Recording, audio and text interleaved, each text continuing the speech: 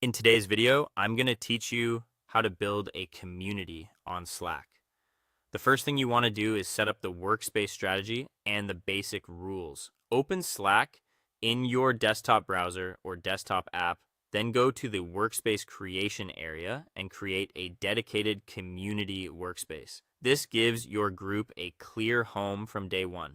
Right after that, write a simple and public code of conduct. Be specific about what is and is not acceptable, especially around self-promotion, harassment, and overall behavior. Once that is ready, place it in a read-only channel, like hash rules or hash announcements, so everyone can easily find it and refer back to it.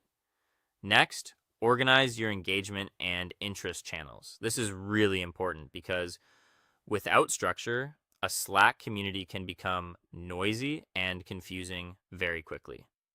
Create a hash welcome or hash introductions channel where new members can share who they are, what they do, or what they are building. Then add 2 or 3 core channels that match your community's main focus, such as industry discussions, strategy conversations, or opportunities. It also helps to include one casual space like hash water cooler or hash random so members can connect more naturally and build real relationships beyond formal topics. After that, set up an automated greeting and onboarding workflow. First impressions matter, and a good welcome message helps new members understand exactly what to do. Click your profile icon in the left sidebar, go to Tools, and open Workflow Builder. Create a new workflow that starts when a new member joins the workspace. Then set up an automated direct message or a public welcome message that tells them they are welcome, asks them to read the rules first, and encourages them to introduce themselves in the introductions channel. This removes confusion and makes joining feel smooth and intentional. Once the basics are in place, focus on creating ongoing discussion and content loops. A community stays active when people have reasons to come back.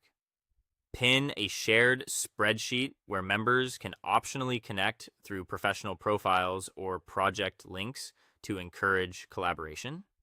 You can also introduce weekly themed events like a showcase day or a help focus day to give conversations a regular rhythm and make participation feel easy. As your community grows, strengthen moderation and recruit volunteer ambassadors.